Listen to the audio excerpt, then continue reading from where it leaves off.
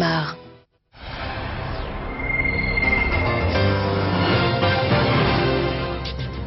Madame, Monsieur, bonsoir. Voici les titres de l'actualité de ce dimanche 9 décembre. Une tempête hivernale. La Bretagne, la Normandie et le littoral des Pays de Loire ont été touchés aujourd'hui par des vents violents. Pas de dégâts majeurs, mais des difficultés essentiellement en mer. Le bulletin d'alerte de Météo France est maintenu dans 11 départements jusqu'à demain matin.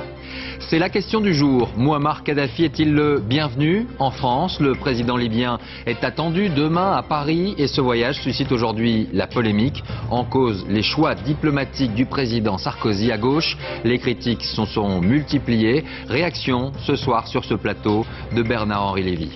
Nous reviendrons également sur une enquête qui réveille nos inquiétudes sur le téléphone portable. Des scientifiques affirment qu'il y a un lien de cause à effet entre le portable et le développement de tumeurs cancéreuses. Alors, que faut-il croire? Nous tenterons ce soir d'y voir un peu plus clair. Et si les jeux n'étaient pas faits dans la course à l'investiture démocrate aux États-Unis, Hillary Clinton perd du terrain sur son adversaire Barack Obama. Le candidat noir américain vient de recevoir le soutien d'une des femmes les plus influentes des États-Unis. Elle est la star de la télévision américaine. Enfin, du cinéma, à la fin de ce journal avec Si j'étais lui, une comédie française sur une rencontre sociale inattendue entre un homme désœuvré et une femme installée. Carole Bouquet et Marc Lavoine sont nos invités. Merci d'être avec nous ce dimanche soir et on commence ce journal par ces images de la première tempête hivernale sur l'ouest du pays et plus précisément sur la Bretagne. L'essentiel des conséquences de ces fortes rafales de vent a été aujourd'hui ressenti en mer, comme vous le voyez sur ces images. Un marin est d'ailleurs tombé de son navire. Il est toujours porté disparu au large des côtes Finistère. Les vents atteignaient parfois 140 km/h et des creux de plus de 10 mètres ont également été enregistrés. Plusieurs bateaux en difficulté ont fait appel à des équipes de secours. Le point sur cette journée avec Amaury Guibert. Au large du Finistère, un hélicoptère de la Marine nationale en pleine opération de secours. Ce bateau lituanien est en panne de moteur. Une partie de l'équipage a dû être évacuée dans l'après-midi. Un peu plus loin, dans le rail d'Ouessant, un marin est porté disparu après être tombé d'un bateau de commerce. La mer était démontée avec des creux de 10 à 15 mètres. La tempête annoncée a bien tenu ses promesses. Les vents en rafale ont atteint 130 km/h et les promeneurs étaient nombreux pour admirer ce spectacle, à l'image de ces rochers recouverts d'écume comme de la neige. Avant Noël, c'est extraordinaire la neige bretonne, comme ça fait du bien. C'est Noël déjà. Et la promenade du dimanche se méritait. La vie est vraiment belle, les gamins s'éclatent, c'est enivrant. Faut venir en Bretagne pour voir ça, quoi. En fait, la Bretagne n'a pas eu le monopole de la tempête. Voici les côtes du Cotentin cet après-midi. C'est super. C'est On joli est là. bien comme ça. Ouais. On voit la nature se déchaîner là, c'est beau. Hein. Il y a du vent et puis j'aime pas trop quand je me fais esclabousser. Plus au sud, en Vendée, toujours les mêmes images à saisir sur la pellicule. J'en prends un maximum pour avoir ça parce que c'est assez exceptionnel, donc on en profite pour aujourd'hui, hein, donc faut profiter des belles images, hein, et puis on va essayer d'en faire des belles. Et cette tempête, plutôt classique pour la saison, va s'attarder sur la côte atlantique et la Manche. Météo France maintient son bulletin d'alerte orange sur 11 départements de l'ouest du pays jusqu'à demain lundi, 16h. Dans l'actualité également en Gironde, un automobiliste a fauché 8 cyclistes qui participaient hier après-midi à une action du Téléthon à Saint-Selve. 3 personnes ont été blessées gravement et transportées au CHU de Bordeaux. L'homme qui était au volant, âgé de 33 ans, conduisait en toute illégalité. Reportage Francis Mazoyer, Bernard Bonarme. Le chauffeur, un Belge de 33 ans, n'avait ni permis de conduire ni assurance. La route était glissante, il a dérapé et fait un tête à queue. Puis le choc avec un groupe de cyclistes du Téléthon qui arrivait en face. Sa 309 a traîné l'un d'eux sur plusieurs mètres. Bilan, 3 blessés graves, dont l'un reste dans un état critique. Un des coureurs témoigne, il l'a échappé belle. J'ai eu, je pense, la peur de ma vie parce qu'on a eu vraiment un accident très grave. Comme j'étais en tête de groupe, j'ai vu la voiture déraper et arrivé à ma hauteur, il s'est mis en travers et puis il a fauché mes collègues qui étaient derrière moi. La compagne du chauffeur, rapidement sur les lieux, a invectivé certains cyclistes. Une altercation s'est déclenchée. Bien que légèrement blessé à la tête, le conducteur s'en est lui-même mêlé. tout d'un coup, il a sorti une arme à feu de son véhicule, en braquant les cyclistes. Donc ça a été la stupéfaction générale. Et en fait, c'est avéré que cette arme, heureusement, était une arme factive. Nous ne comprenons toujours pas sa réaction. Dans sa voiture, le conducteur gardait une batte de baseball et un couteau à cran d'arrêt. Le taux d'alcoolémie s'est avéré négatif, mais les charges sont lourdes. Sa garde à vue a été prolongée de 24 heures. Et autre lieu, autre accident, dans la Meuse cette fois, un chauffard a percuté hier un cortège de la Saint-Nicolas dans un village près de Bar-le-Duc. L'accident a fait 2 blessés graves, 2 enfants. Après le choc, la voiture a très vite pris la fuite, mais l'auteur présumé de l'accident, âgé de 80 ans, a finalement pu être interpellé ce matin. Justice, Yvan Colonna était en Corse aujourd'hui sous haute surveillance. L'ensemble de la cour d'assises se déplaçait sur l'île de Beauté. 2 étapes étaient au programme, une à la gendarmerie de Petrozzella. C'est là que l'arme qui a servi à tuer le préfet Claude Érignac avait été volée. Ensuite, c'est sur les lieux de l'assassinat que la cour s'est rassemblée. Sur place, le reportage Olivier Théron et Jean-Marc Nouknouk. C'est un déplacement sous haute tension qui a commencé ce matin. De l'arrière du Transal de l'armée, Yvan Colonna, encadré de policiers du RAID, revient en Corse 4 ans et demi après son arrestation. Un regard vers l'aéroport et il monte dans un fourgon cellulaire. À Pietrozella, les abords de la gendarmerie sont investis par les forces de l'ordre. Le huis clos de l'audience doit être préservé. C'est ici que l'arme qui a tué le préfet Érignac a été dérobée. Yvan Colonna nie avoir participé à l'opération. Sous très haute protection, en convoi, la cour arrive rue Colonna d'Ornano à Ajaccio. Le quartier a été bouclé. C'est là que le préfet a été assassiné. Les magistrats ont attendu la nuit. L'enjeu, déterminer en recoupant les déclarations des témoins le nombre de tueurs. 2 pour les avocats de la défense, un 3e, Yvan Colonna, pour l'accusation et les parties civiles. Lorsque M. Colombani voit 2 personnes, le 3e peut parfaitement être un peu plus loin à gauche, il peut être caché et M. Colombani ne le voit pas. Cela confirme le fait qu'il y avait bien 3 hommes et cela infirme totalement la thèse de la défense. Des conclusions que bien sûr la défense d'Yvan Colonna réfute. Pour ses avocats, il n'y aurait pas la place pour un 3e homme. La partie civile oublie une chose, c'est que les murs n'étaient pas vides et qu'il y avait sur place des véhicules automobiles et notamment 2 véhicules automobiles qui étaient garés en épi et à côté d'une armoire de bouteilles de gaz, ce qui fait qu'aucune personne ne pouvait être contre le mur. Une centaine de personnes, curieux ou sympathisants, regardent la scène de loin. Parmi elles, Stéphane Colonna essaie en vain d'apercevoir son frère. Vers 19h30, le cortège a repris la direction de l'aéroport. Et prenons tout de suite la direction d'Ajaccio afin de retrouver notre envoyé spécial, Dominique Verdaillan. Bonsoir Dominique. La question que tout le monde se pose ce soir est de savoir si ce déplacement, le plus cher peut-être de l'histoire judiciaire, aura une réelle utilité. En tout cas, c'est une audience qui restera dans les mémoires à plus d'un titre. Vous l'avez dit, d'abord en raison de son coût, une facture de 100 000 € pour la simple journée. Alors bien évidemment, de chaque côté de la barre, les avocats sont repartis avec leurs convictions, j'allais dire renforcées quant à l'implication ou non d'Yvan Colonna. Mais aujourd'hui, ce qu'il faut retenir, c'est le signe fort que la Cour d'assises spéciale de Paris, qui est quand même à plus de 1000 km de son point d'attache, a envoyé aussi bien la défense qu'à l'accusation.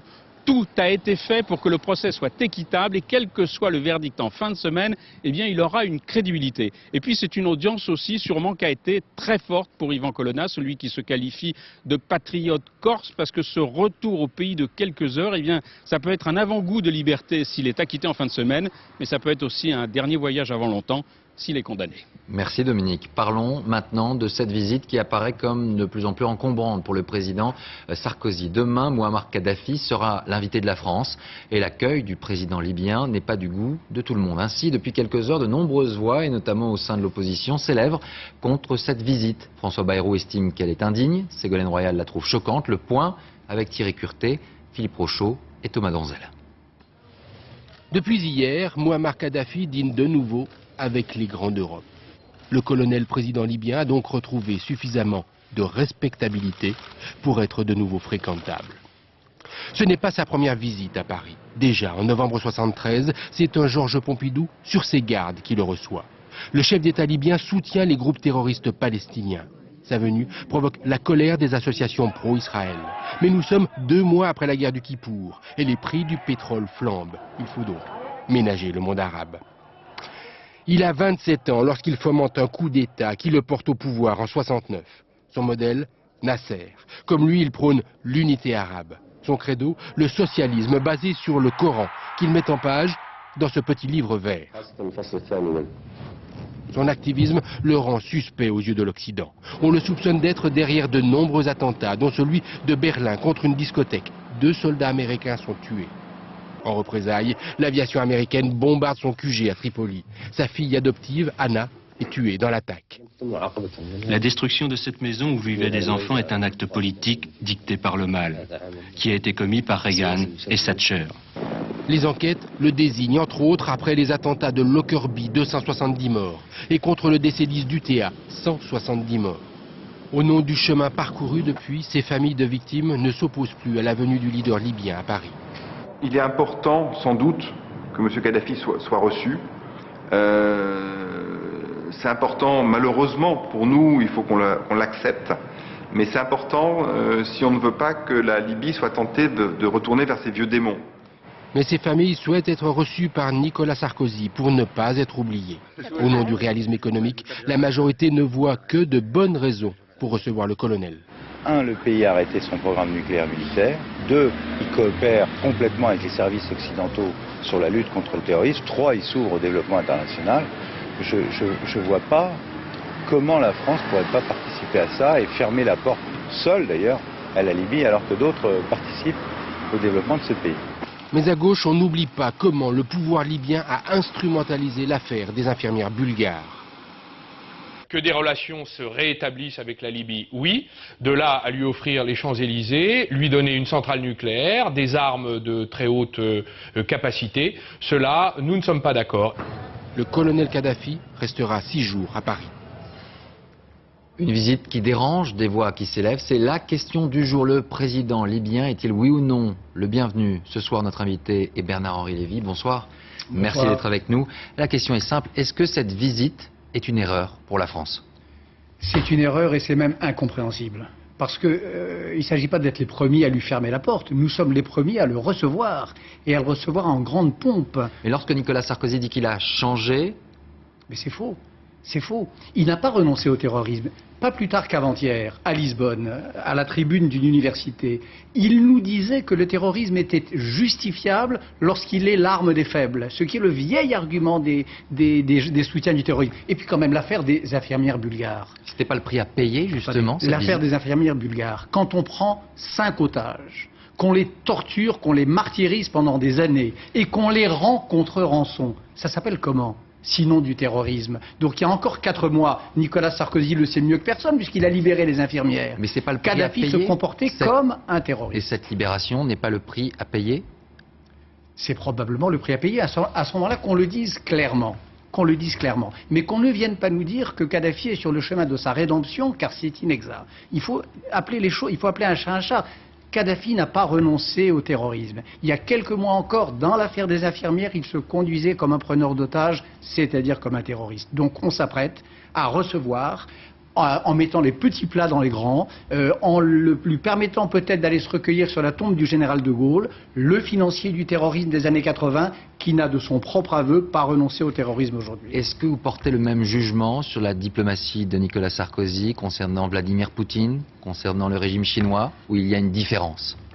Oui, moi je trouve même qu'il y a là, comme je vous le disais, quelque chose d'inexplicable. Voilà un président qui s'applique avec beaucoup d'honnêteté à nous dire que sur tous les terrains, ce qu'il a promis, il le fera. Sur les régimes spéciaux, sur la croissance, sur le chômage, etc. Il y a un domaine où il ne tient pas parole, c'est ses affaires de droits de l'homme et ses affaires de politique étrangère. Il a quand même été, avec le président iranien Ahmadinejad, le seul à téléphoner à Vladimir Poutine pour le féliciter du résultat des élections qui ont donné notamment 99% de votants en Tchétchénie. Mais vous êtes peut-être vous dans votre position de philosophe. Lui, il est président. Effectivement, il applique une réelle politique qui est celle de faire signer des contrats. Vous n'êtes pas d'accord avec ça? Si, mais bien entendu qu'il faut... Attendez, regardez ce que font les Allemands.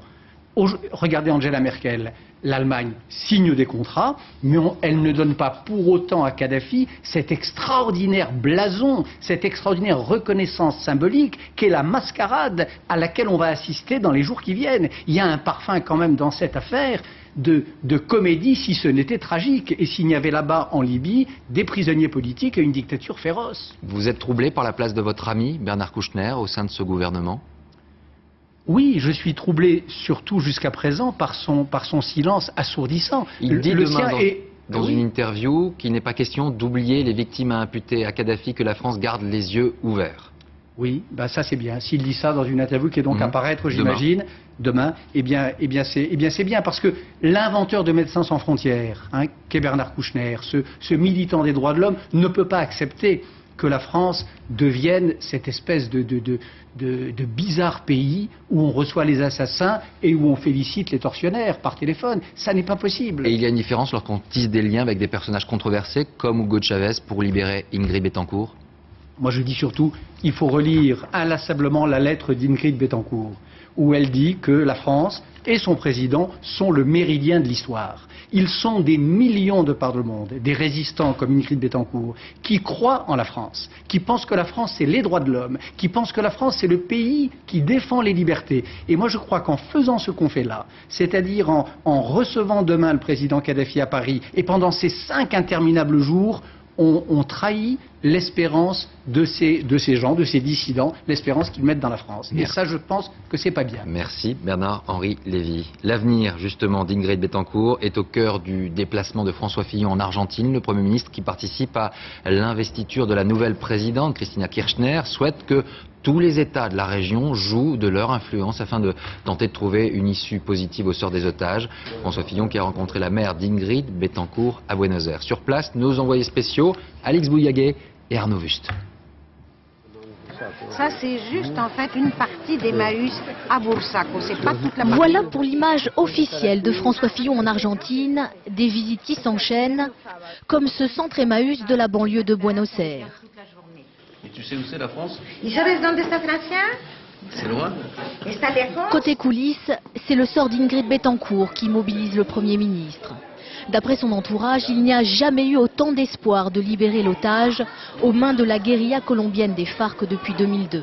Et la France entend bien peser dans les négociations. L'appel du président de la République, l'appel à la communauté internationale, qui manifestement est entendu, en particulier par le président colombien, c'est un appel à un geste humanitaire immédiat de la part des FARC. La France étant disponible ensuite pour continuer à travailler à des solutions pacifiques à la libération des autres otages. Demain, toute l'Amérique latine a rendez-vous à Buenos Aires pour l'investiture de la nouvelle présidente Cristina Kirchner. En marge des cérémonies, le Premier ministre va rencontrer tous les principaux chefs d'État de la région, du Vénézuélien Hugo Chavez au Colombien Álvaro Uribe, une véritable tribune pour intensifier la médiation française. Ici à Buenos Aires, la stratégie française concernant Ingrid Betancourt est claire. Impliquée dans cette affaire, un maximum de chefs d'État d'Amérique latine pour sortir du face-à-face entre la guérilla des FARC et le président colombien. Il s'appelle Barack Obama. Il est candidat à l'investiture démocrate dans la course à la Maison-Blanche. Elle s'appelle Oprah Winfrey. Elle est la star numéro 1 de la télévision américaine. Une des femmes les plus influentes de l'Amérique d'aujourd'hui. Et son appel à voter pour le candidat noir américain arrive à un moment clé de la campagne. Pour la première fois, Hillary Clinton ne semble plus aussi invincible. Explication sur place, Alain Chalvron, Aaron Diamond. Elle n'a l'air de rien et pourtant elle fait la pluie et le beau temps aux États-Unis. Elle a reçu sur son plateau le banc et l'arrière-ban de l'Amérique. La seule mention dans son émission d'Anna Karenine a fait du livre de Tolstoï un best-seller. Son engagement actif en faveur de Barack Obama aujourd'hui pourrait donner au candidat le coup de pouce dont il a besoin. Je suis ici en raison de ma profonde conviction personnelle en faveur de Barack Obama et de ce qu'il peut faire pour l'Amérique.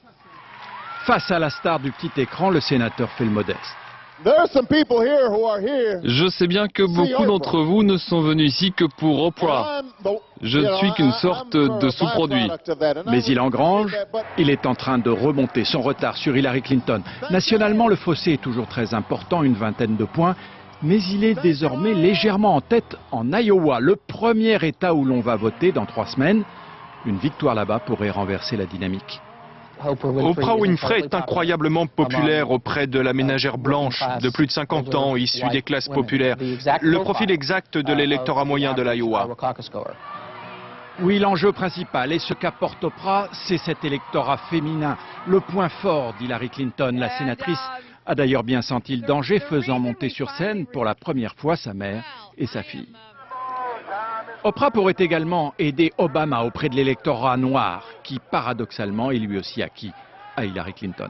La remontée de Barack Obama crée un suspense inattendu dans le processus électoral, comme si les jeux n'étaient pas faits. Et c'est vrai aussi chez les Républicains. Quel statut pour le Kosovo? Cette province où la population à 90% albanaise réclame toujours son indépendance. À cela s'oppose la minorité serbe. Voilà, résumé, la tension qui existe depuis la fin de la guerre dans cette région. Et demain, à Bruxelles, l'Europe constatera l'échec des pourparlers engagés pour une solution négociée. Une solution risquée. La question communautaire est toujours sensible. Voici l'exemple de ce qu'est le Kosovo, un monastère orthodoxe isolé en terre albanophone et musulmane, protégé par des soldats français. C'est le grand format de ce soir. Il est signé Lionel Feuerstein et Patrick Desmully. Cela fait 8 ans que la guerre est finie, mais rien n'a changé à Devic. Le monastère orthodoxe reste toujours sous la protection d'une trentaine de militaires français. Car derrière ces murs vit autour de la mère Anastasia une petite communauté serbe de 6 religieuses. Une communauté maintes fois attaquée durant la guerre, mais aussi plus récemment.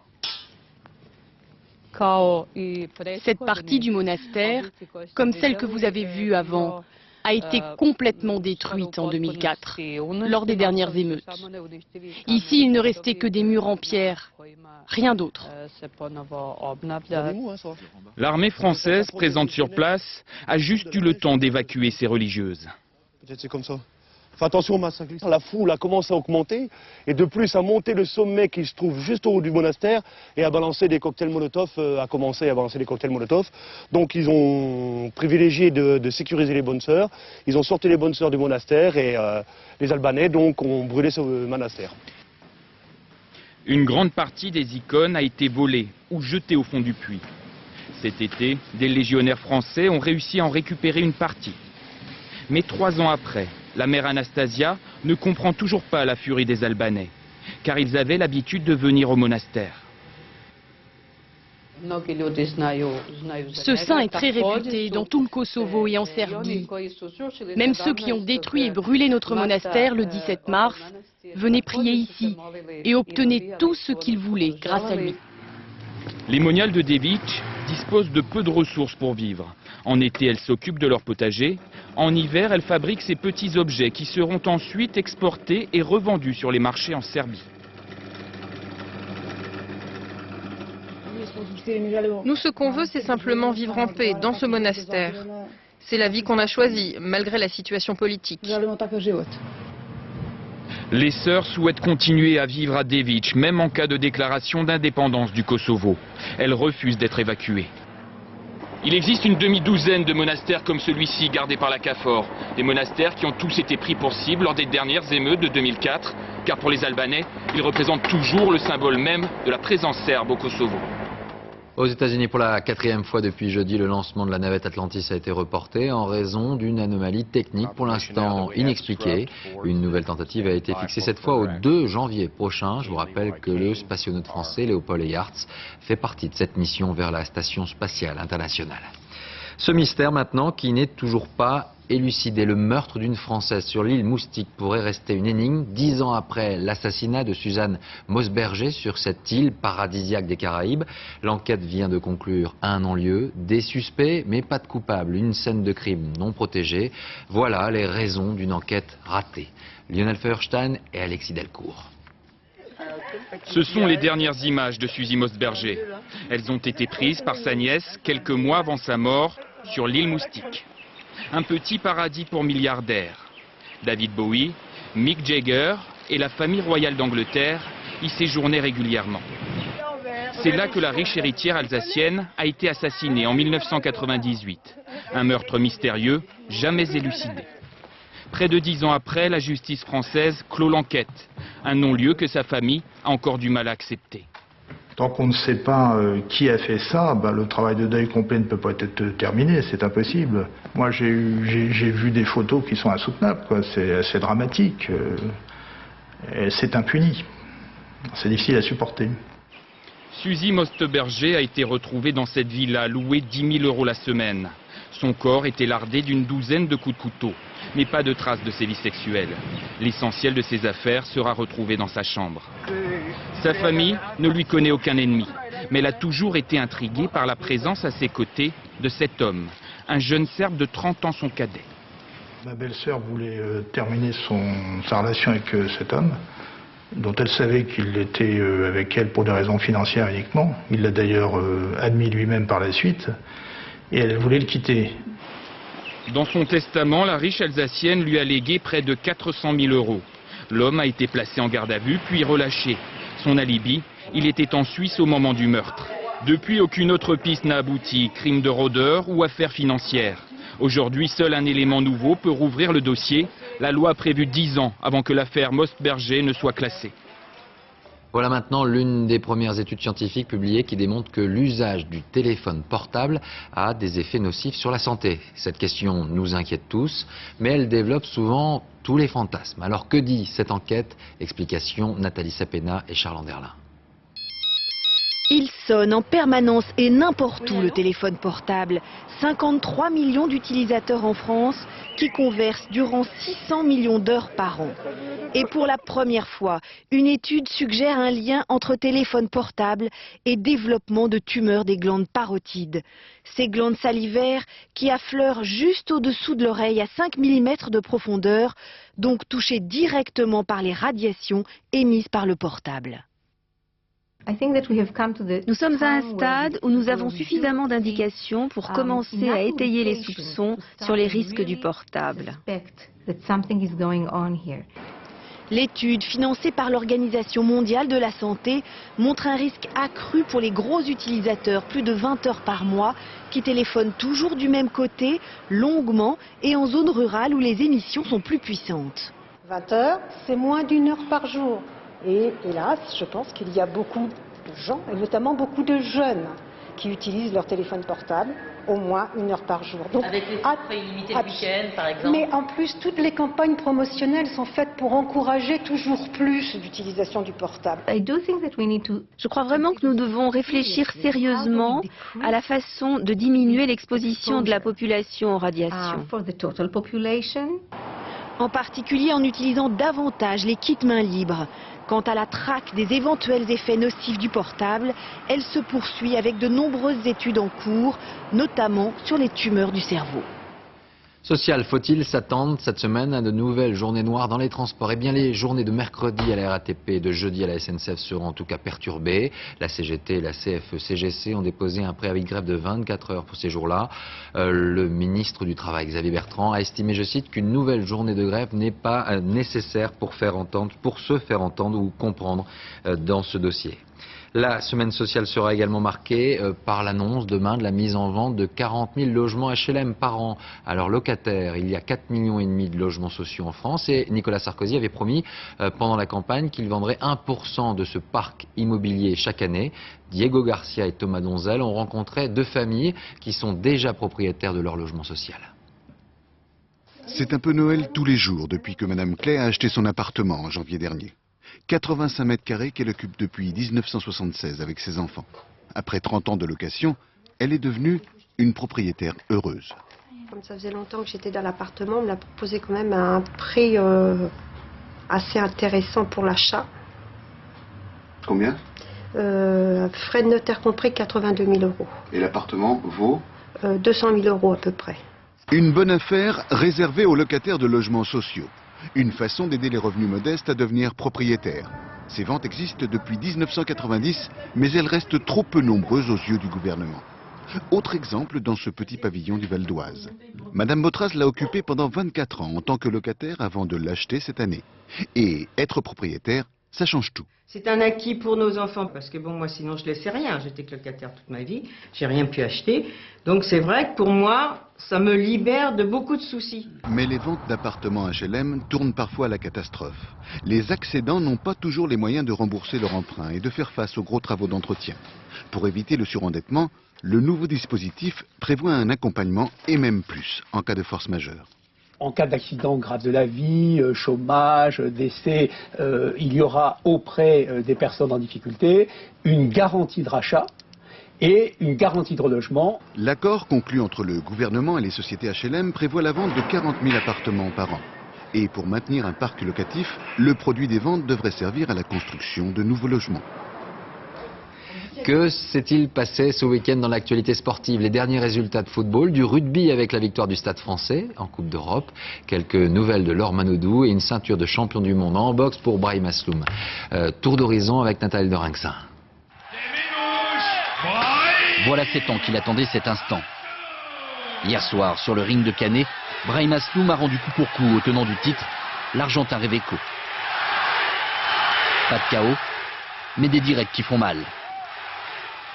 Les juges ne s'y sont pas trompés. Asloum était déjà champion olympique. Le voilà champion du monde de la catégorie mi-mouche. Un but chacun, un point chacun. Cet après-midi, Nice et Bordeaux ont fait match nul.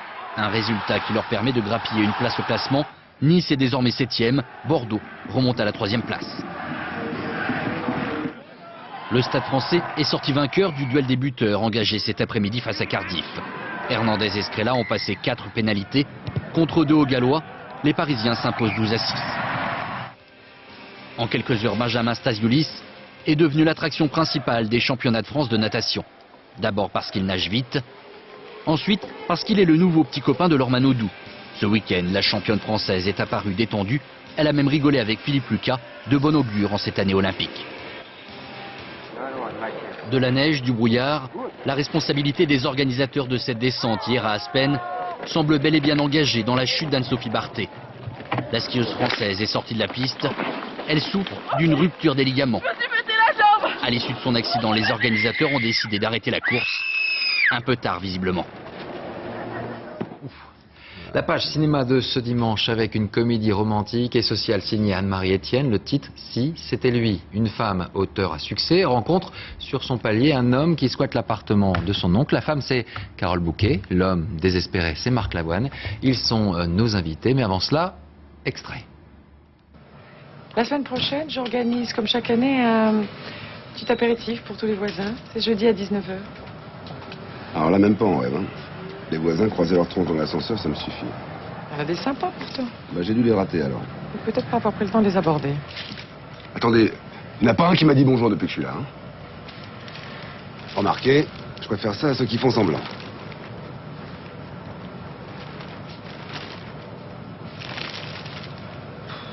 Vous allez camper là? On n'a rien à se dire. Ça se voit au premier coup d'œil. Le premier coup d'œil, c'est souvent l'a priori. Ah oui. Jérémy m'a dit c'est un beau thème de bouquin, ça. Les a priori, les barrières sociales, tout le bordel. Genre de trucs auxquels les gens comme vous réfléchissent. Ceux qui les subissent pas, quoi. Oui, ben moi au moins je fais des efforts. C'est ça, ouais. Vous avez besoin de faire des efforts pour parler à un mec comme moi. Bah moi, parler, ça me vient tout seul. Si je le sens, j'y vais. Si je le sens pas, j'y vais pas. Et visiblement, ça vous a bien réussi jusqu'ici. Soyez tranquille, à partir de maintenant, je ferai comme je sens, moi aussi. Je vous dirai plus bonjour. Je serai comme vous, hautaine et méprisante. Ça méprisante, vous l'étiez déjà. Vous oubliez votre robe de mariée, là. C'est une nappe. Carole Bouquet, Marc Lavoine, bonsoir. Merci d'être avec nous. Alors, Carole Bouquet, apparemment, les premiers contacts entre cette femme et son voisin sont pas au beau fixe. C'était un peu tendu. Oui, c'est... Deux mondes qui se rencontrent? C'est deux mondes qui se rencontrent, c'est surtout, comme d'habitude, l'autre. C'est-à-dire l'autre, en fait, il vous dérange, il vous bouscule, il correspond. Voilà, c'est quelqu'un qui... Chaque vie, surtout si on n'a pas 20 ans, elle, au fond, elle est organisée. Quel que soit, parce que lui aussi, au fond, je le bouscule. On s'agace l'un l'autre, on se trouve intolérable et en même temps, forcément, on est attiré l'un par l'autre. Parce que comme on se ressemble pas, il y a des frictions et en même temps, voilà, c'est attrayant. Alors, c'est une comédie sentimentale, sociale également? Ouais. Oui, ça parle du vivre ensemble, quoi. Est-ce qu'un homme qui a tout perdu peut rencontrer une femme qui a presque tout et quelque chose lui manque peut-être, et c'est ça qui se passe entre eux. C'est-à-dire que est-ce que c'est possible aujourd'hui dans notre société que des gens si différents fassent tomber des barrières pour se rencontrer, devenir amis? Carole Bouquet, qu'est-ce qui vous attire finalement dans cet homme un peu à la dérive? C'est pas le fait qu'il soit à la dérive, c'est qu'il soit absolument charmant en fait. Et aussi peut-être odieux avec elle, c'est-à-dire qu'il répond. Il y a peut-être ça aussi chez elle, c'est que voilà, il a une manière de lui faire la cour qui est un peu particulière et qui, voilà, elle n'a pas l'habitude. Alors qu'est-ce qu'il a fait? Il a tout perdu, son appartement, son boulot, et il squatte l'appartement de son oncle, sa femme aussi. Oui. Oui, il squatte à côté et puis il rencontre le fils de Carole et le chat de Carole, enfin du personnage que joue Carole. Et à travers les yeux de l'enfant, c'est vrai que ça nous pose des questions, à nous les adultes que nous sommes, nous, dans nos convictions, dans nos certitudes. On pense que l'autre est un danger. Et voilà, et c'est cette personne qui nous réunit. Dans la vie, vous pensez qu'en France, on cherche à connaître qui est de l'autre côté du couloir, son voisin, on sonne comme ça, personne ne le fait. Moi non plus, pas vraiment. Je veux dire, c'est vrai qu'encore une fois, il faut faire des efforts. Je veux dire, c'est pas naturel, c'est pas évident. Et elle professe. Ça fait des années qu'elle écrit, qu'elle réfléchit pour dire le contraire de qui se ressemble s'assemble. C'est son cheval de bataille. Et en fait, elle est confrontée tout d'un coup à une réalité où il la met devant ses propres contradictions parce qu'en fait, elle pense ça et elle vit ça. Alors que donc elle est tiraillée en permanence par ce loustic là parce que c'est ça, voilà, c'est comme du poivre. Il y a voilà. Vous êtes heureuse qu'on vous propose désormais plus de comédie? Oui, il n'y a rien de mieux. Moi, j'adore ça. C'est très difficile à faire. Je ne parle pas pour les acteurs, à écrire en tous les cas. Parce que de parler de choses graves légèrement, il n'y a rien de mieux. Parce que c'est vrai que sinon, vous faites peur aux gens sur des sujets un peu difficiles, alors qu'en riant, on peut avoir une liberté de ton formidable. Et vous, Marc? Cinéma, chanson, cinéma. Oui, moi ce qui m'a bouleversé dans les... Ça suffit d'ailleurs, il faudrait quand même maintenant te cantonner, parce que moi je peux pas chanter, il est témoin, tandis que lui il sait tout faire. Non, ce qui m'a plu dans ce scénario, d'abord c'est de jouer avec Carole et Florence, c'est vrai que ce sont deux grandes actrices, ça me plaît. Florence Foresti, il faut en parler bien sûr. Florence Foresti qui est vraiment géniale, qui joue la petite sœur de Carole dans le film. Et puis, c'est des films qui nous rappellent aussi à notre vie quotidienne. Carole est engagée dans des mouvements importants depuis très longtemps, et moi aussi. Et donc, c'est vrai que ces films-là nous rattrapent un peu par la manche et nous disent, voilà, on peut aussi mettre sur l'écran des choses qui nous traversent dans la vie. On est bouleversé, nous, par des sentiments. Et on peut aussi s'apercevoir que même dans ces milieux dans lesquels on côtoie des gens et on rit avec eux. On a besoin de rire ensemble et de vivre ensemble. Donc ce film exprime peut-être aussi, cette rencontre n'est pas fortuite. C'est vrai qu'on s'est rencontrés sur des idées, des thèmes, des principes et des valeurs qui nous rassemblent. Ouais. Mais et puis à travers le rire. Et à travers le rire, évidemment. Parce que moi, ça m'est nécessaire, comme l'eau que je bois. Pas que de l'eau d'ailleurs, mais sinon, comme la nourriture, le rire m'est nécessaire, m'aide à vivre. Et vos combats également. Merci à tous les deux. Si c'était lui, sort sur les écrans donc mercredi, un film signé Anne-Marie Etienne. Comme chaque dimanche désormais, nous faisons le point sur le box-office justement des sorties cinéma de la semaine en France. En tête depuis mercredi à la Croisée des Mondes avec Nicole Kidman. Puis un bon début pour l'Auberge Rouge, film français avec Josiane Balasco et Gérard Jugnot. Tous à l'Ouest avec Lambert Wilson. Et enfin Cowboy avec Benoît Poulvorde. Information fournie par nos confrères d'Écran Total. Et puis on retrouvera bien évidemment votre film très vite à l'affiche de ce box-office. Tout en haut. Avant de refermer le journal, retour sur les images du jour. Ce sont celles de la tempête qui a touché les côtes bretonnes et essentiellement le large du Finistère. Un marin tombé d'un navire est toujours porté disparu.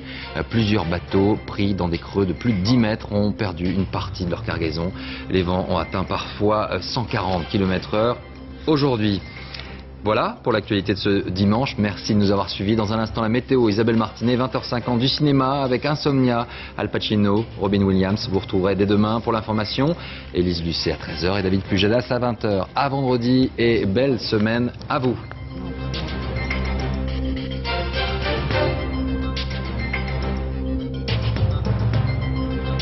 L'info en continu, c'est aussi sur France2.fr. Votre